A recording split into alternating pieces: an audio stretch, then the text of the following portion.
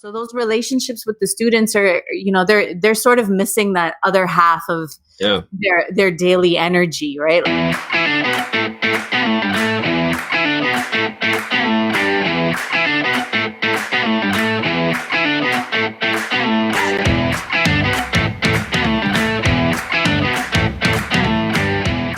Appreciation Week, which I noted on Instagram earlier should just be like all weeks, every week, all the time. But even more so right now, this week, we celebrate the awesomeness that is teachers, are teachers, whatever. So super excited to be here. I think this is the first time we've done our drop-in with 3 people, so that's exciting. So I've got the amazing duo of Shay and Pav from the Great White North up in Toronto, Canada, which I love. I say that jokingly with nothing but love. And from the amazing Staff Room podcast, good friends of ours, good friends of the Teach Better Talk podcast, with some fun stuff in the works, I think, in the future. But super excited to have both of you here. How are you feeling this morning? Great. Good morning, Jeff. It's great to be here with you today. Good morning. It's fantastic. Yeah. Very excited. Very excited.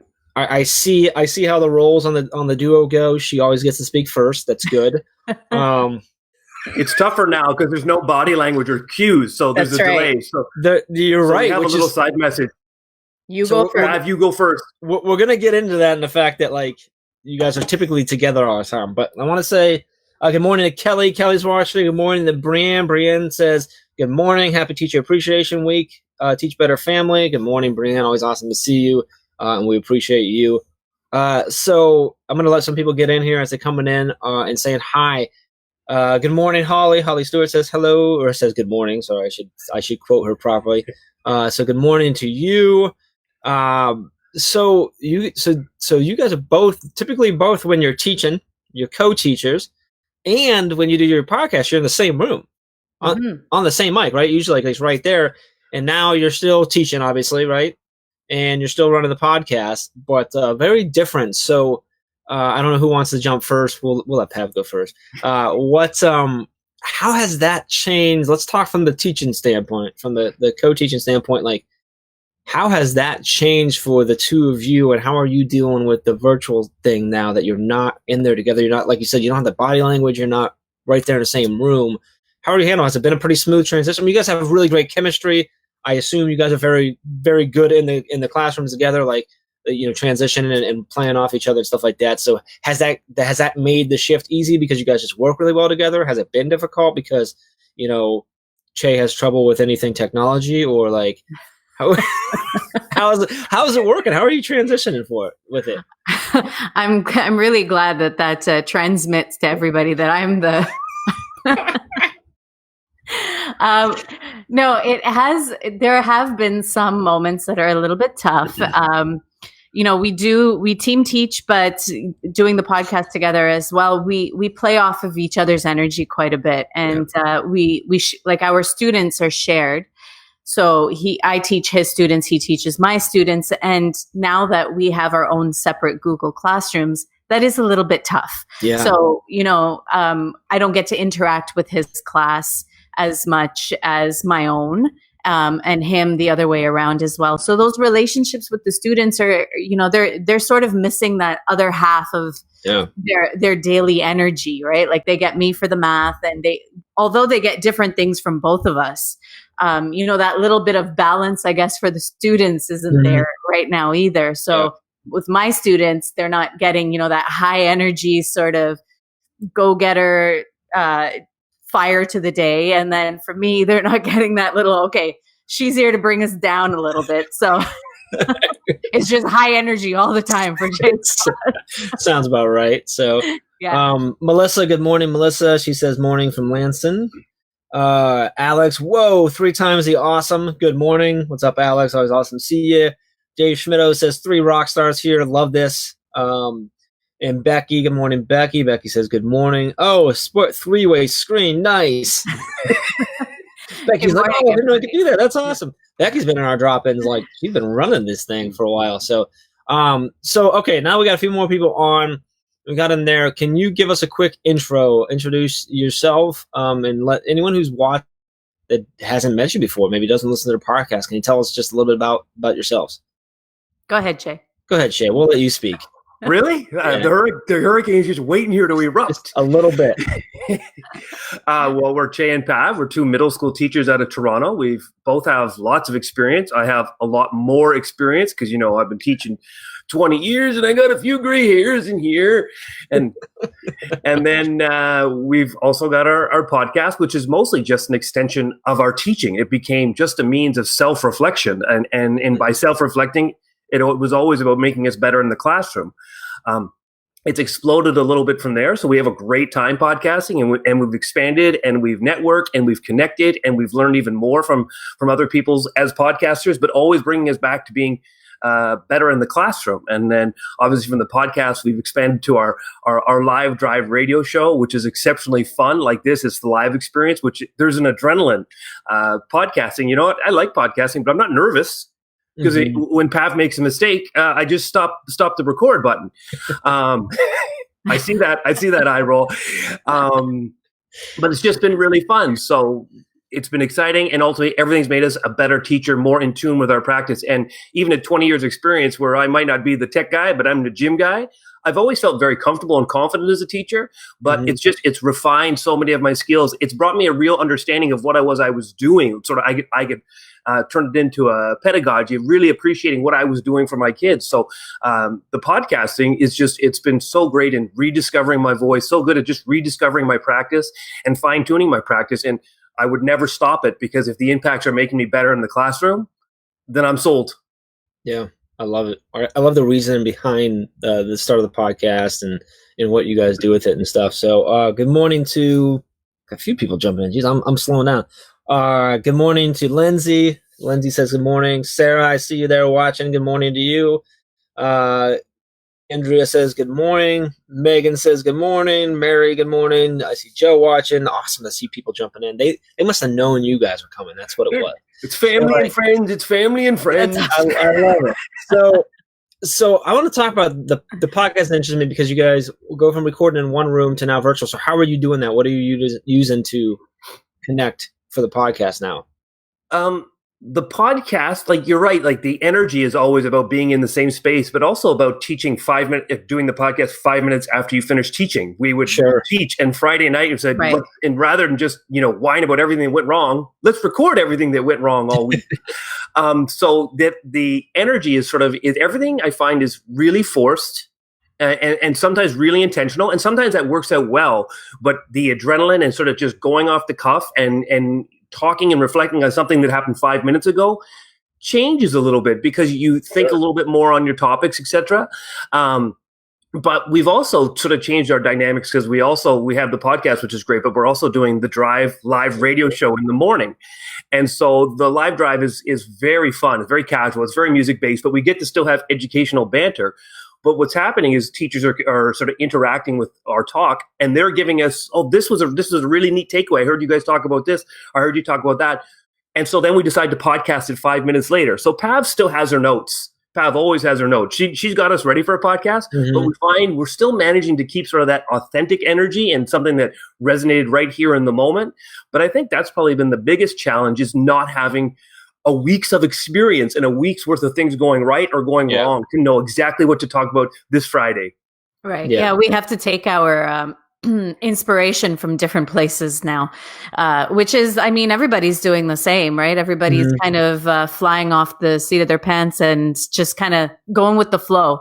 So that's been a big change for us. It's a different sort of mentality when it comes to recording the podcast. So not that our energy has changed very much, but our topics definitely have. Like, we've become, obviously we try and relate as much as we can to what people are experiencing in the moment and what we are experiencing in the moment. So we feed off of a lot of what other people are talking about. And we're blessed because we have so many different mediums or different platforms that we can refer back to, and people are connecting with us in so many different ways and just telling us what their experiences have been like. So that's been really great. Gotcha. And then, so I'm interested in the technical side too. How are you connecting and recording your podcast now that you're not in the same room? Are you connecting on what what app or anything are you using to record? We've got a whole bunch of fancy gear. So we used to have, just our one snowball mic when we started. Mm-hmm. Which I see Pav stole, so she gets to take that. Well, we have two. We have two. Okay, that's good. But because we were so tech savvy in the beginning, we weren't able to connect both of the mics to one source. So we were only using one at a time at the time. But then, we amped ourselves up. We learned about, really the proper ways to do this, and we bought ourselves a soundboard. And so now we and better mics as well. So not that anything's wrong with the Snowball. It's a great mic, but we went a little bit higher tech and, did the whole, what's a pop filter? What's Zencaster? Yeah, what's Zencaster? So that's really helped us out a lot, actually. Gotcha. So I like it. Joe says, good morning. Dave says, Pav, thanks for helping keep Che so grounded. You two are awesome. Stacy says, good morning. Good morning, Stacy. Becky says, I'm finding Fridays are harder in several ways now.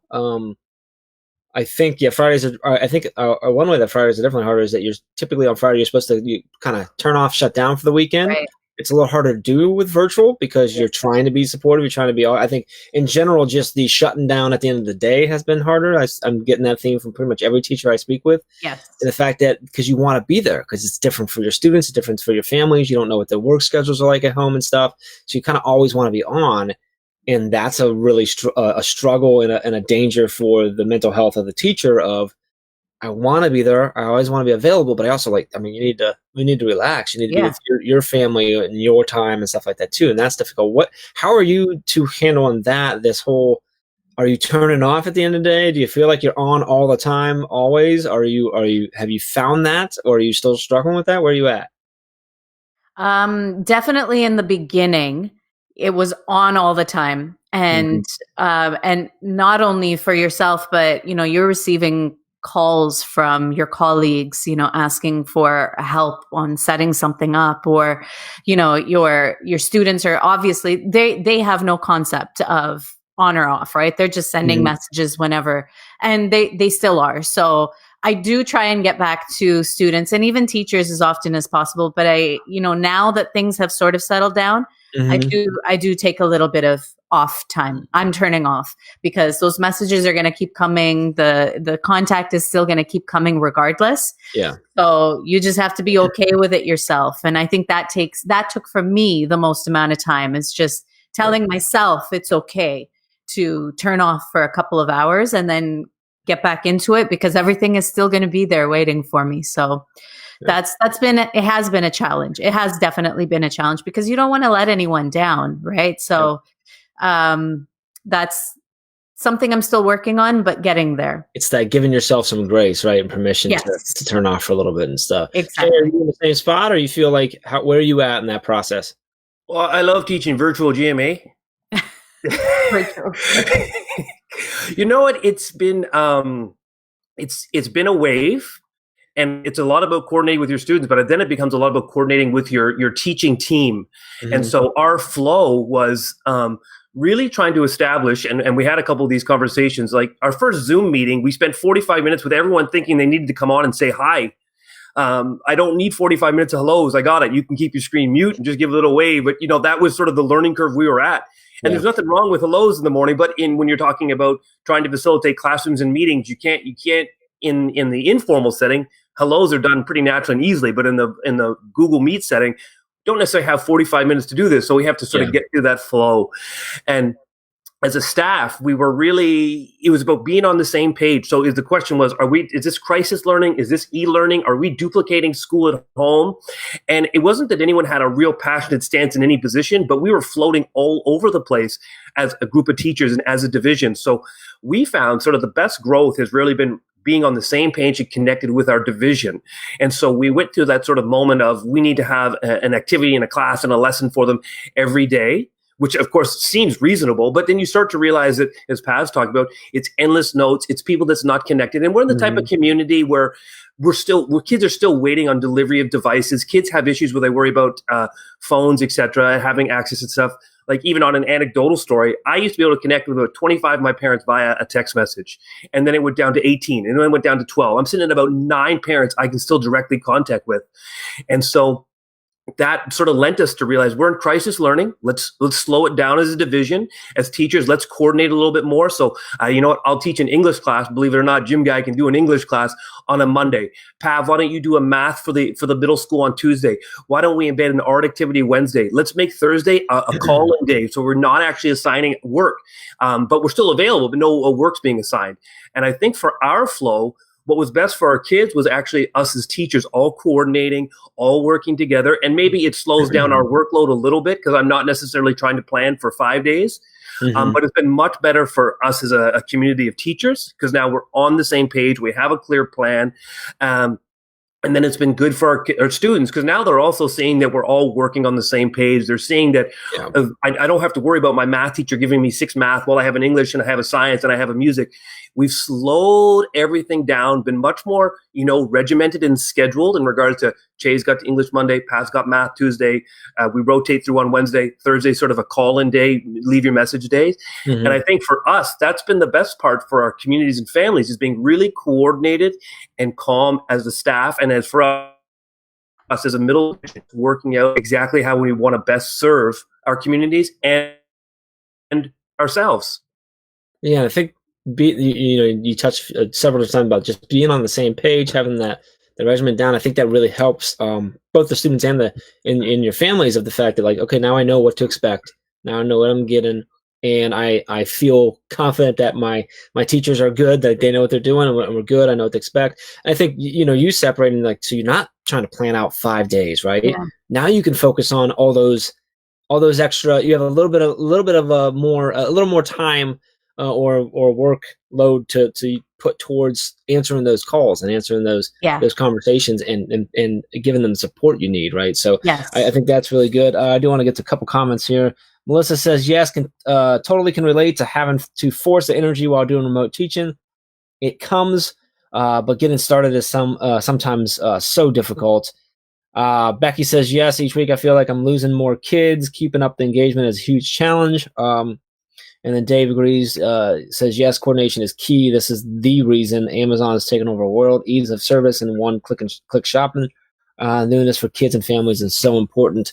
So curious, going off of Becky's comment about she feels like she's losing more kids each week. How has that been as far as your retention of your kids' participation, your kids' responses, your family's responses? How has that?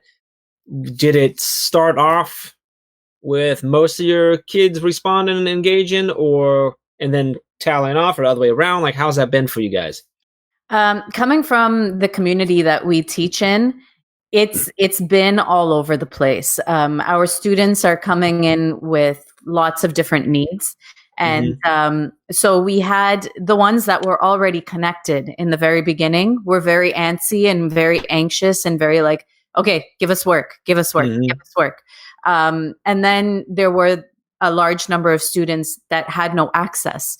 And so, getting in touch with parents and letting them know what's happening and, fill out the survey, tell us what you need. That took a little bit of time. And so, we had this balance. We had no balance, actually. We had this group of kids that were here and then a group of kids that were here. At some point they got to here and now it's like this. Yeah. So now I'm feeling like it's the kids that were really engaged in the beginning now are starting to taper off, but the ones that are getting the access are now like, okay, give us some more. Yeah. But as the time has passed, I think that we have really become far more intentional with our teaching. And that took a little bit of time, right? Getting all of the collaborating between all of the teachers down and figuring out what the real needs are. But now that I feel like our teaching is far more intentional. The work that we are putting out there is less in terms of the content, but I guess the quantity of the content, but the quality of the content I feel like is getting a bit better now. So I feel like keeping the kids is getting a little bit easier. Because the workload is not overwhelming for them anymore, but the level of connectivity, I think that a lot of students, and now the weather is also getting nice. So a lot of kids Yep. are starting More to competition spend more now. time. That's right. They're starting to spend a little bit more time outside, which is going to be something that we have to compete with now too. Now, you feel you said initially you had like some kids that were really, really engaged and now they're not as much. Do you feel is that because they're just not engaged, or maybe they were really worried at first, now they're just a little more relaxed because they get it, they understand that the workload's not quite as high, and they're like, like I can handle this, I'm fine. Like, is it that, or are they just completely disconnected now? I think it's a little bit of a combination. A little of bit, both. okay. Yeah. Yeah, a little bit of, the anxiety was kind of, and it pushes us. A little bit of stress is good for us. So it was kind of pushing them a little bit to try and get connected and learn the system. And, although we were using Google Classroom before, this is in a much different way now. Yeah. And, so trying to ask the students, what do you need from us? What do you need? Do you want to do regular Google Meets, or, do you want to do something where we're all connected? And we're still getting a very varied response from our students. I bet. Yeah. So there's not one sort of theme that we're finding, or one sort of way that most students are leaning towards. Yeah. I feel like we're still all over the place. And I think a lot of that comes from, we didn't have a lot of direction going into this, right? So there were no real expectations. Yeah, it was all new. Right? It was all new. We're still trying to figure it out, right? I mean, yeah, exactly. That's crazy. Adam says, good morning. Good morning, Adam. Always awesome to see you. I see we got a few more coming in here. Adam says, I'm at 75% attendance average at my weekly meetings. I've seen every kid at least once. Mary says, we have 2 weeks of instruction left and things are really dropping off. Yeah, they could be seeing that sort of light at the end of the tunnel, I guess, for lack of a better word. Adam says, but we can build activities that connect to the nice weather. That's a great point. Adam's trying to engage them and utilizing the nice weather, right? Challenge them to see learning can happen outdoors. I think that's a great point, Adam. Joe says, one school was canceled for the year. We've seen a drop off in participation. We only have 3 weeks left until school is out. Yeah, I think you're definitely going to see that, where we had some students who were like, I got to make sure that I keep my grades up, or I don't lose my average that I had this year. And then when they cancel school for the rest, they're like, and there was a conversation. Tim Cavey from Teachers on Fire was live yesterday on Instagram talking about this idea of like, if we're not graded in everything, what's motivating them? And I commented, and it was really awesome. He shared it out this morning and stuff, or last night. But my thing was like, if grades are the only thing that motivate them, then we've been doing it wrong the whole time. Like we have to try to turn kids into learners, not grade getters, is how I phrased it, right? Because this is the very reason. This is a prime example right now, because they're like, oh, if I'm just getting a grade, then I don't really care what Pav or Che say right now, because my grade's not going to change, right? I'll worry about it next year. But if we've got them engaged and just trying to learn, and they're actually trying to, they feel that value, then this is a different story, and they're not worried about that. Now, we still, obviously, there's a lot of other challenges, but Che, so you guys mentioned the Google Meets and stuff. Are you doing a lot, Che? Are you guys doing Google Meets? Is that something you're doing weekly, or did that work or not? Or I haven't found overwhelmed. There's no data. We haven't collected anything, so it's just instinct and it's just intuition. But I haven't found in our community it's been a great success. Okay. Now, I have anecdotal stories where I've had students that were in the classroom that are actually outperforming what they did in the building. So that's something to examine further, and that's been really good to see. But overall, I probably only have 1 or 2 sort of fully engaged, high achieving, putting in, because it's about consistency, it's about participation, it's about level of engagement, and then how often are you staying engaged at a high level? And I would anecdotally say I have very few students that are staying consistently engaged at a high level, and that is distinctly different than in the classroom. And maybe it's the hurricane energy, maybe it's the building, maybe it's the getting to see all your different teachers on Rotary, hanging out with your peers. And so in the sense of building something, you're always trying new things, because you're trying to get that engagement level back to the way you saw it in your building. So even in terms of my planning, have I been totally consistent with anything? Not really, in the sense, because I haven't caught something that I'm finding is sort of, I don't want to duplicate the classroom energy, but I want to have something where I can say, yeah, I've got most of these kids hooked. I've got most of these kids engaged. And although most of my kids are probably doing the work, and I still have the issues that Pav talked about, we have a real big extreme. So I still have 2 or 3 that have not even connected once, where I'm struggling to make communications, and where families, where even emails are dropping off along with cell phones. So you have, that is your primary issue. And then again, you are all over the place because you're trying to connect with students on so many different levels. Yeah. And so Google Meets and these things we've tried, but do I feel really consistent that I have a really great remote learning plan? Oh no, I don't. I am still engaged in crisis learning because I know from output of how students are engaged, even though they're friendly, the quality of the work is not necessarily right there. Even if I'm giving real-time feedback on a document, it's still not the same as coming over and writing on a little sticky note and putting it right beside and say, let's get on this. And then I can circulate back around. Even that sort of feedback that always generates and drives learning, even if I'm doing it remotely, it doesn't have the same impact. So I'm still learning because I feel that my kids are just not at the same level of engagement that they were.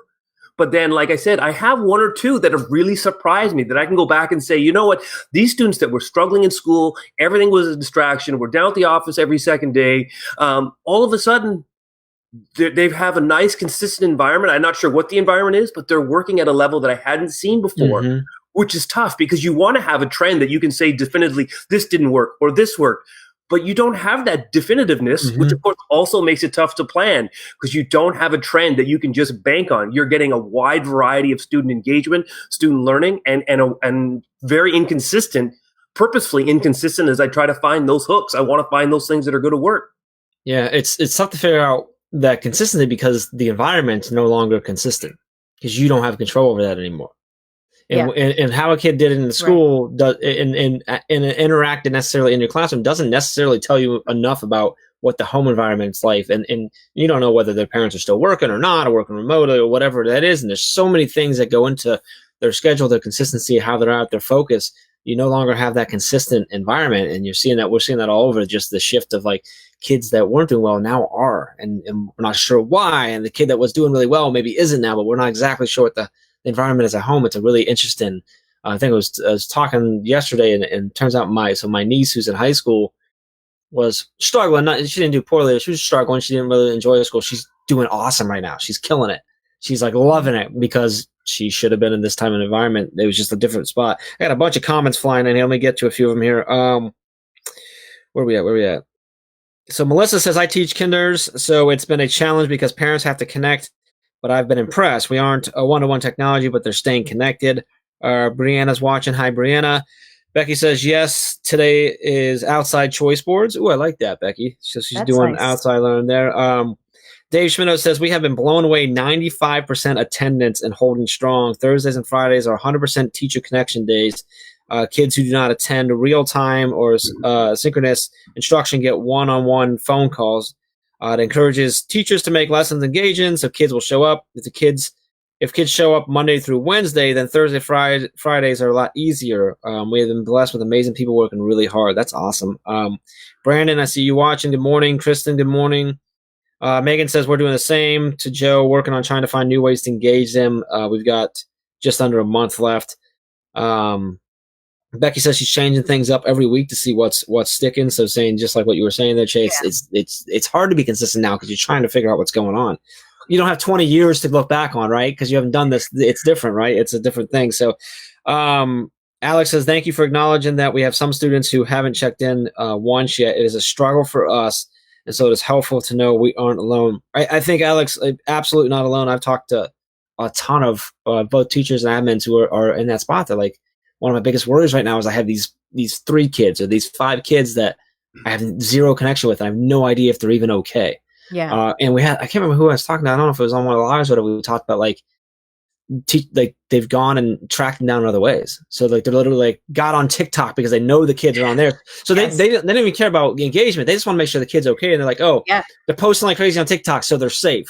They're healthy. Yes. That's fine. Or they're on Instagram, they're on this or whatever. So like, or reaching out to other students who, are connected to him and just saying, hey, I just want to know if Johnny's okay. Like, have you talked to Stacy? Like, is she alive? Is everything good? Okay, great. If she's not engaged, like, cause right now, like that's, if you haven't heard from her, like that's the most important piece is, are they safe? Are they healthy? Are they great? Once I know that, now I can try to figure out how to engage them, but at least I know that they're okay. So, Greg's watching. Good morning, Greg. Stacy says, absolutely. No matter what we do virtually, it will never be as effective as the personal and physical face-to-face interaction. I think that's the hardest part is just that, like you said, bring the energy. It's a different type of energy. It's a different type of environment. It's inconsistent. You might have a great Google Meet where you bring some serious energy and they get super engaged and pumped up, but it's only 10 of them, right? What about the other half of the class and all that stuff? So it's an really interesting mix. So you're up in Toronto. I know we talked about coming on just before that. You said Quebec went back, right? Is that who went back? Yeah. Now, did they call it for Toronto? Are you guys in Ontario? Did they call for the rest of the year, or are you still potentially going back? So they haven't told us that officially school is out for the rest of the year. It's right now, it's till the end of the month, May 31st. We do go right till the end of June. So you do have another month potentially. Yeah. Okay. So potentially, yeah. But I don't see it going back. I think it's one of those, we just ease people into the idea and just give them the 4 weeks. And we're already talking about, like, as a school, we're talking about, how are we going to do our grade 8 graduation ceremony remotely? And we're already having those discussions. We're doing all of the planning for next year, happening right now through online means. So we don't anticipate going back, but I think it's just, easing people into the idea. Yeah. We've had quite a few states in the states that have called it for the year, but there's still a few that haven't. Which is, for us here, at this point, it's so close to the end. It's almost not. It would be such a drastic shift back that it would just, and is it worth it? I mean, when you come to some of the closure and the emotional stuff, it may be, because of especially some of the celebrations and stuff like that. But even those things are going to have to be thought out because of social distancing as it is. We've been doing an administrators mastermind, and a lot of talk around there is how are we doing these celebrations? Primarily, obviously, graduation, and it's interesting to see the things that are going on. I think I believe it was Dave. Dave, you can correct me if I'm wrong, Schmitto, that they're working with a local drive-in theater and they're going to project it on there, so everyone come in the cars and sit and watch, and they'll do the ceremony that way. So, like, just thinking out of the box, how can we make it as close to that as possible? A lot of other ones that are just doing virtual, recording all the the speeches and stuff like that, and then they're going to try and do a physical one later on to have that moment for families and stuff. So I did want to mention, I haven't said anything yet. If you're listening on the podcast right now or watching on YouTube and you want to get in on the action and be here with our guests and chat and stuff, you need to get in the Facebook group, teachbettergroup.com, or just search Teach Better Team on Facebook. You can find us here and get in. A lot of people watching, a lot of people commenting and loving it. These lives drop-ins go up on the podcast as a bonus episode afterwards, and then also on our YouTube page, which is just at Teach Better Team as well. Speaking of the podcast, let me get to a couple. I got more comments coming in. I'm not going to get to talk. So Adam says, Pav brings them in. Pav brings them in. She does. People just know. Adam says, the last student I connected with broke down crying because she misses school and me so much. That's why we need to connect. Yeah, that's such a huge point. And it's so tough because you can't, like, what do you do? Like, you can't fix that necessarily. I was happy my son's teacher started doing a weekly Google Meet because just before that I don't know if I had anything to do with it, but I told her, I'm like my son told me that he misses his teacher's face. Like, he just wants to see you, like, and talk to you. Right. And then, like, when he gets on, he just lights up every time. But Lydia, good morning. Brian says, I remember Dave Burgess asking if students don't have to be there, would you be teaching to an empty room? I think we are all finding out if that's true more than ever. That's a great point, Brian. Dave says it all the time, like, about your lesson, your engagement. If students didn't have to be in your room, would you be teaching to an empty room? I think we're all seeing that firsthand right now. That's an interesting way to look at it. Mary said, this is making me feel better as a special teacher with 750 kids. Sometimes I think I'm shooting arrows in the sky. Yeah, I think everyone's there with you, Mary. Adam says, are schools where you are taking attendance? That's a good question. So up in Canada, are you guys doing attendance in your school? Do you know if other schools, other districts are, or no? We've never heard of that happening around here. No. Gotcha. Perhaps, at a school that's 1-to-1, we can see that as being some sort of check-in or something. Yeah, some sort of check-in, but there's absolutely no way we could even make that feasible over here right now. We are taking attendance for staff meetings, though. Well, But it's not equitable, right? Even one-to-one, you don't know. That's true. What they're if they have the device doesn't mean they can access things, right? And exactly. and if they have the device and have the Wi-Fi but don't have the environment, they still can't. Like, it's so hard to know what that is. That's really tough. So most of our families live in with cousins and uncles. We have very few families in our community that are living in sort of the traditional family, in the sense of, most of our houses or most of our apartments that our students are coming from are definitely lots of responsibilities. When we think about equity, ultimately, we're not even thinking about tech anymore. So many of our students have so many other obligations, are taking care of so many other siblings.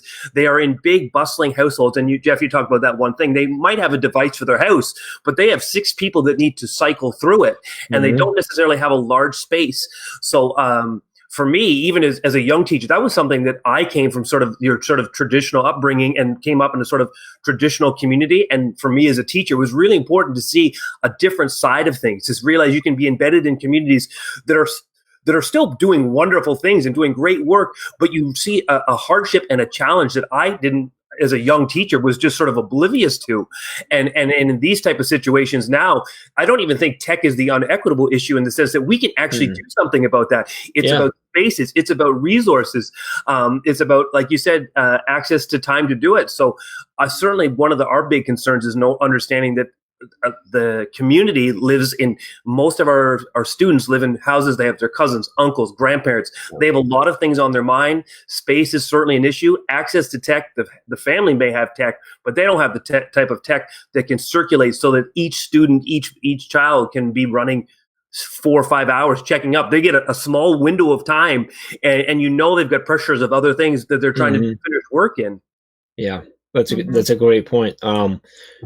I just want to note that Ray jumps in, and if all the things we're talking about, Ray's very first comment is #Team Ray, followed by a #Team Pav. She's trying to start some stuff, Che. That's what's happening right now. Anyway, Adam says they've gone. Adam's here in Ohio. He said we've gone 5 weeks without taking attendance, and now we're trying to start taking attendance. Ooh, that's got to be interesting. That's challenging. Yeah, our school, our district is not doing attendance. We're fortunate to have a district that is 1-to-1, so they're able to offer devices to anyone who needed a device. And we just have local cell companies waive their data plan restrictions. They offer lower discounts. Local Wi-Fi providers, internet providers offered free or extremely reduced and stuff like that. But it still goes to the same point, though. Even if you have the device, even if you have great Wi-Fi, what if you're living with, if you have these other responsibilities, you're living with multiple family members that all have to get on, or if you don't have support there, right? Like, there's a lot of different, or people that, don't have as much, don't care as much about it. And they say, well, because they either don't care or because they're working, right? Or they can't help. And so there's so many other things that go into it. It's really tough, in my opinion, to take attendance at that point. So that's an interesting take on that. Andrea says, sorry, comment's not popping up all the way. Our district asked for students to fill out a Google form every day for attendance, but it's just for the district's purposes. It doesn't count against the students if they don't. And I do think there's some of that. So there's a conversation we had, or argument we had, I guess, that you can take attendance and you can check in on things just to have the data. Yeah. Right. So there was someone, I can't remember the conversation I was having. They might have been one of these where they were a little upset that they were being forced to report what they were doing to the board. But, and I don't know we don't know what the reason for their board to make them report things. But, one of the things too is, from a board standpoint or a district level admin standpoint, having data on exactly what your teachers are doing during this time could end up being very, very important for data to look back on, or data to show that we were doing things, that we were doing everything we could, or to look back and say, okay, this is what we did. We have the data to support this is exactly what we did, and how did it work, or how did it not work, and how can we address that? So there's sort of this thin line of like, okay, do we take attendance? Do we force staff attendance? Do we force them to report what they're doing? And what's the reason behind it? What are we doing with that data? And what do we do? Do we what happens if they don't? Because then what is the actual reason for it, right? So information matters, because we can use it to generate decisions. We've been doing weekly check-ins, and I made a couple of check-ins one time, and I had some specific questions on it, and it wasn't so much it was just so much to get data, because if we want to generate what we can do for our communities and families, We want specific information. This isn't necessarily the same thing as attendance, but when you talk about data, there is real value in having really good information. It's the whole concept of mastery-based learning. I want to have a really solid foundation. So if I just take anecdotes or how I feel things are going and use that as the basis of how I'm going to drive forward, it's like hoping you're going to hit a home run. I want to have a little bit better planning. So even in our school, we've done check-ins, and then we've had the general check-ins. How are you doing? How can we support? Really basic questions that allow sort of a canvas for responses. But then at the end, it'll be like, are you comfortable doing 3 Google Meets this week? Are you comfortable if we were to do a catapult challenge? Do you have access to resources? And so you ask some questions so you can get data, so you can make, informed decisions. So data for attendance seems a little funny, but information is always important. You'd want to have as much reliable information as you can so that you can absolutely be very specific and intentional on what you want to do next. Yeah, I think just to speak about the data in regards to attendance and, students being able to connect, I know that this has been a conversation in a lot of districts about going forward, introducing more e-learning. And I think that from that perspective, collecting that kind of data is probably useful to know, if we wanted to next year or going forward in the next couple of years, be able to introduce, maybe a shorter work week, a shorter school week, and be able to be online for a couple of days every week. Is that something that's possible? Is that something that's feasible? So, as much as I right now am not a huge fan of that, but, for the students, it could be something that works out better, or we're trying to establish that it doesn't work. So either way, I think that it is important to be collecting that data, and it's if it's being made useful in the future, then sure, let's collect that data and use it. But that's the important part, right? We have to be able to make some sort of decisions out of if it's being used to punish students or punish staff, then that's not the right reason, right? Or because you don't trust your staff, that's not okay, right? If you're using it like you guys are saying, like to make informed decisions, absolutely, it makes sense. And I think it's important to communicate that with your staff if you're doing it. Like, hey, this is why we're doing it. Like, you're cool. We just want to know, so we have this moving forward. Ray says that they're taking attendance. Ray's in Illinois. They're taking attendance for the data. Teachers report it weekly. Stacy says, we are taking attendance as a school to keep track of family well-being. If family has not checked in during the week, we make every effort to contact them. I think that's super important too, is to watch that. Shannon is watching. Hi, Shannon. Becky's watching. Hi, Becky. I want to try something here. We got a bunch of people watching. If you're watching right now, do me a favor, take a screenshot of what you're watching, share it out on Twitter, Instagram, wherever you want to go, and hashtag Teach Better or tag us, the Teach Better team. You can tag these two at Staff Podcast, right? That's the handle, right? Yep. Ask Pav. And what's that? I said ask Pav. She'll know what her handle is. Share that out. We really appreciate it. Share it out. Let people know that this awesomeness is going on. If you're listening or watching on YouTube, you can still take a screenshot now and share out the same as well. teachbettergroup.com is how to get into the group, or just search Teach Better Team on Facebook if you want to get in live every morning, Monday, Tuesday, Wednesday, Thursday, Friday, 8 a.m. Eastern time, to get in here and hang out. We get some more comments coming in. Andrea just agreeing, yes, it shouldn't be a gotcha moment. No, it should not be. It should be the way to go. Joe saying, I know what I've learned from this is that I can record my lessons and post them in my assignments, so students who missed class or didn't get it the first time can go back and watch. What are you saying over there? Team Ray and Pav? I've never even heard of that team. I've never even heard of that. Who is this? That's a winning team. How do I kick her? I got to figure out how to kick her. We need the emoji. Virtual kick. So we have the shirts now. If you go to teachbetterswag.com, you can get a hashtag Team Jeff or hashtag Team Ray shirts. We need a Team Ray and Pav shirt. I strongly considered when I set them up making the hashtag Team Ray shirt much more expensive and like always out of stock or something, so that no one can get it. But it's more sought after, though. I may or may not have been secretly sending some of our podcast guests Team Jeff shirts so that I can win this thing. So Team Ray Pav. I think it should be Pav Ray. Just saying. Just saying. Ray. That's clever. So I'm gonna pay for that later. Anyway, divide and conquer. What's that? I'm already paying for it. Pav's ego is just on. She says hashtag Team Jeff isn't and sell. And Alex is still pushing. He wants a Team Jeff Ray. He's being very down the middle. He doesn't want to choose a side.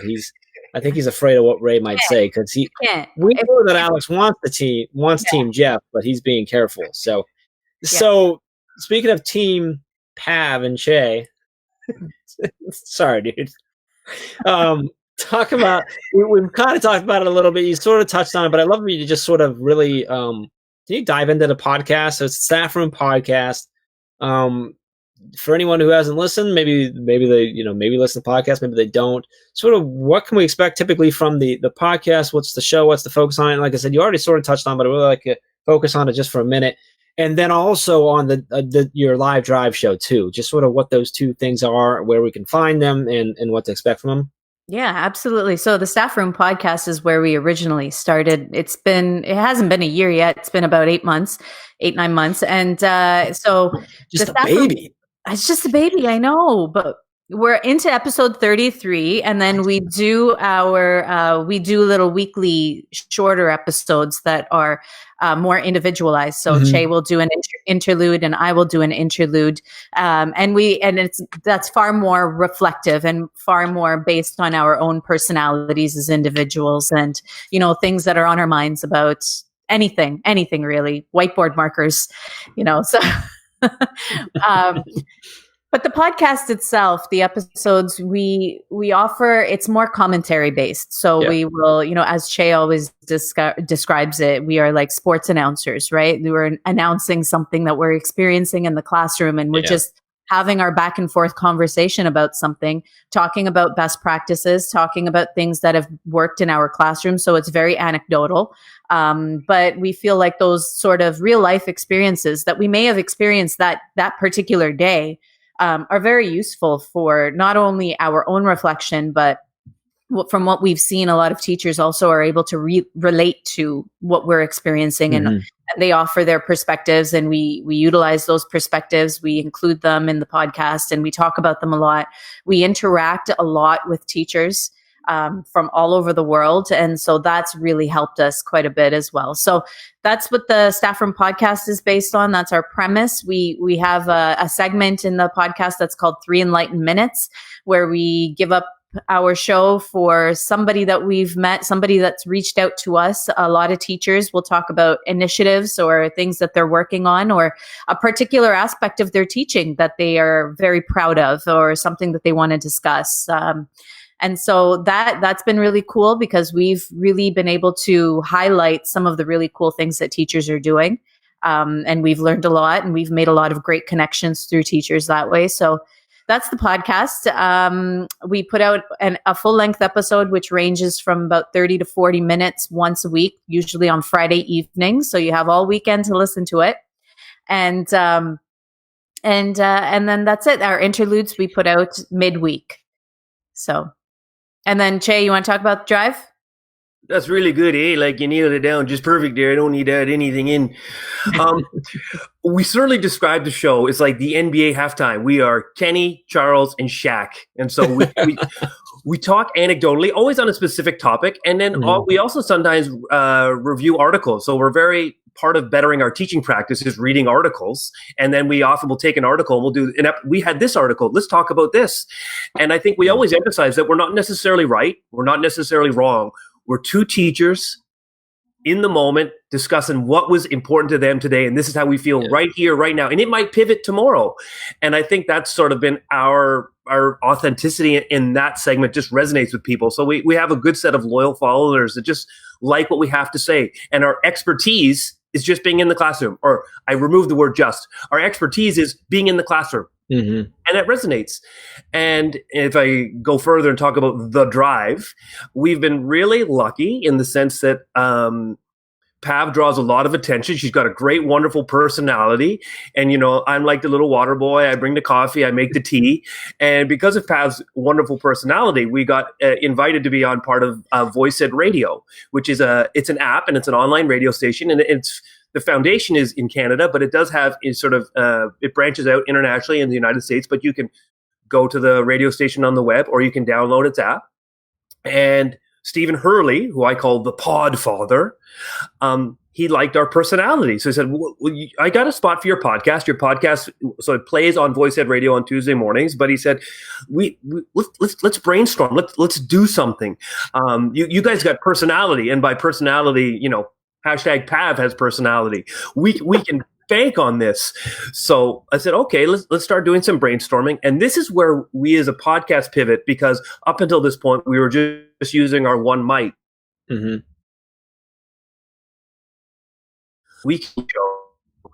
You needed better equipment. You needed a soundboard that we can connect directly to the radio.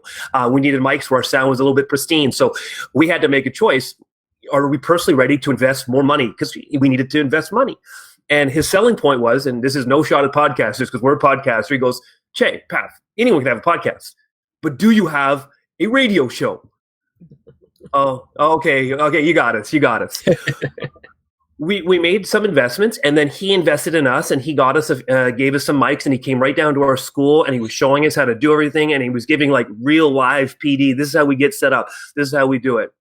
And so that was the foundation of we started The Drive with Che and Pav. Sorry, Pav, I put my name first. The foundation was just the personalities of Che and Pav are going to do a live drive teacher radio show. So it's based on music. It's like you listen to the radio. Mm-hmm. Normal on the way to work. And so it's really picked up. It's really fun. There's so much adrenaline. So the first 2 live episodes we did, we had 10 or 15 or 25 people listening live, but we're far, far greater than that now. It's really booming. It's really blossoming. You have lots of people trying to say, how do I get the app? Where do I find the radio show?